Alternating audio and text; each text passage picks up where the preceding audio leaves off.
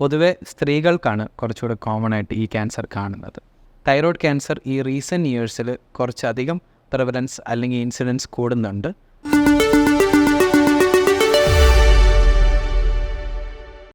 എൻ്റെ പേര് doctor Anish സോണൻ.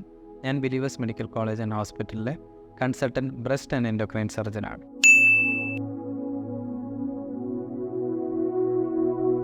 Thyroid cancer വളരെ കോമൺ ആയിട്ട് കണ്ടുവരുന്ന ഒരു ക്യാൻസറാണ്.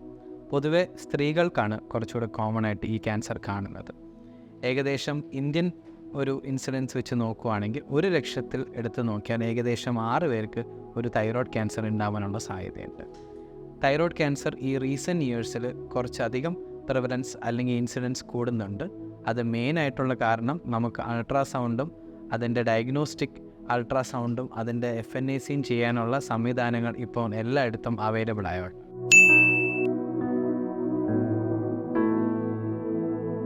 പൊതുവേ ഒരു കഴുത്തിലുള്ള ഒരു മുഴ, അത് പെട്ടെന്ന് വളരാം, അല്ലെങ്കിൽ റാപ്പിഡായിട്ടുള്ളൊരു ഗ്രോത്ത് ആവാം, അല്ലെങ്കിൽ മെല്ലെ വളരാം. പൊതുവേ തൈറോയ്ഡ് ക്യാൻസറിൽ വളരെ മെല്ലെ വളരുന്ന മുഴകളാണ് കാണുന്നത്. ബാക്കിയുള്ള രോഗലക്ഷണങ്ങൾ എന്ന് പറയുമ്പോൾ വിഴുങ്ങാനുള്ള ബുദ്ധിമുട്ട്, ശ്വാസം എടുക്കാനുള്ള ബുദ്ധിമുട്ട്, കിടക്കപ്പുള്ള ഒരു ചുമ, തൊണ്ടയിൽ എന്തോ ഇരിക്കുന്ന പോലൊരു തോന്നൽ എന്നാണ് കോമൺ ആയിട്ടുള്ള സിംറ്റംസ്. തൈറോയ്ഡ് ക്യാൻസർ അഥവാ അഡ്വാൻസ് തൈറോയ്ഡ് ക്യാൻസറിൽ ശബ്ദവ്യത്യാസം അഥവാ അടുത്തായിട്ട് വരുന്ന ഒരു ശബ്ദവ്യത്യാസവും വരാറുണ്ട്. പിന്നെയുള്ള സിംറ്റംസ് എന്ന് പറയുന്നത് തൈറോയ്ഡ് ക്യാൻസർ സ്പ്രെഡ് ചെയ്തിട്ടുള്ള സിംറ്റംസാണ്. അതിന് ലങ്സ് റിലേറ്റഡുള്ള സിംറ്റംസാണ് ചുമയും കഫത്തിൽ രക്തം വരുന്ന ഒരു അംശം, അങ്ങനത്തെ ഒരു അവസ്ഥ വരാം. ഇല്ലെങ്കിൽ ലങ്സിൽ അടുത്തതായിട്ട് ബോൺ അല്ലെങ്കിൽ ബോണിൽ വരുന്ന സ്വെല്ലിങ്സ് അല്ലെങ്കിൽ ബോണിൽ വരുന്ന വേദന, ഇതായിട്ടും പ്രസൻറ്റ് ചെയ്യാറുണ്ട്.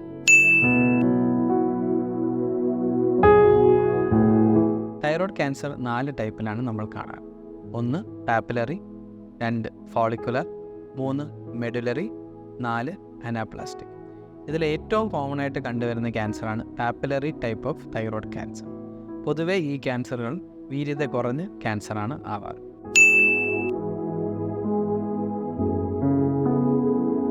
ഒരു സൈഡിലേക്ക് മാത്രം അല്ലെങ്കിൽ ഒരു ലോബ്, തൈറോയിഡിന് 2 ലോബുണ്ട്, റൈറ്റ് ലോബ്, ലെഫ്റ്റ് ലോബ്. അതിൻ്റെ അകത്ത് ഒരു ലോബിലേക്ക് മാത്രം അല്ലെങ്കിൽ ഒരു സൈഡിലേക്ക് മാത്രം നിൽക്കുന്ന ഒരു ക്യാൻസർ മുഴയാണ്. ഏകദേശം ചെറിയ സൈസാണ്, 2 സെൻറ്റിമീറ്റർ അത്രയൊക്കെ ഉള്ളെങ്കിൽ ഒരു സൈഡ് മാത്രം എടുക്കുന്ന ഒരു ഓപ്പറേഷൻ അഥവാ ഹെമി തൈറോയ്ഡക്ടമി എന്നുള്ള ഓപ്പറേഷൻ നമുക്ക് ചെയ്യാം.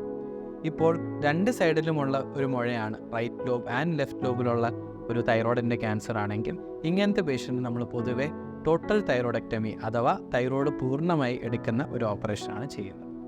തൈറോയ്ഡ് ക്യാൻസർ സാധാരണ പടരുന്നത് നമ്മൾ കഴുത്തിലേക്കുള്ള ലിംഫ് നോഡുകൾ അല്ലെങ്കിൽ കടലകൾ, പ്രതിരോധ മുഴകൾ എന്ന് പറയും, ലിംഫ് നോഡ്സിലേക്കാണ് സ്പ്രെഡ് ചെയ്യുക.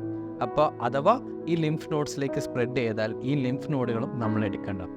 അപ്പോൾ അതിനുള്ള പ്രൊസീജിയറാണ് സെൻട്രൽ ലിംഫ് നോഡ് ഡിസെക്ഷനും ലാറ്ററൽ ലിംഫ് നോഡ് ഡിസെക്ഷനും. ഈ 2 ട്രീറ്റ്മെൻറ്റ് നമ്മൾ കടലിലേക്ക് അല്ലെങ്കിൽ ലിംഫ് നോഡിലേക്ക് ക്യാൻസർ സ്പ്രെഡ് ചെയ്യുവാണെങ്കിൽ അതും പൂർണ്ണമായിട്ടും എടുക്കണം. അപ്പം സർജറി എന്നുള്ള രീതിയിൽ 1 തൈറോയ്ഡ് ഗ്രന്ഥി പൂർണ്ണമായിട്ട് എടുക്കുക, തൈറോയ്ഡ് ഗ്രന്ഥി പാതിയായിട്ട് എടുക്കുന്ന ഓപ്പറേഷൻ, അതിൻ്റെ കൂടെ നമ്മുടെ ചുറ്റും തൈറോയ്ഡ് ഗ്രന്ഥിയുടെ ചുറ്റും സ്പ്രെഡ് ചെയ്യുന്ന ലിംഫ് നോഡിലേക്ക് പോയിട്ടുണ്ടെങ്കിലും അത് പൂർണ്ണമായി ഓപ്പറേഷൻ ചെയ്ത് നീക്കം ചെയ്യും.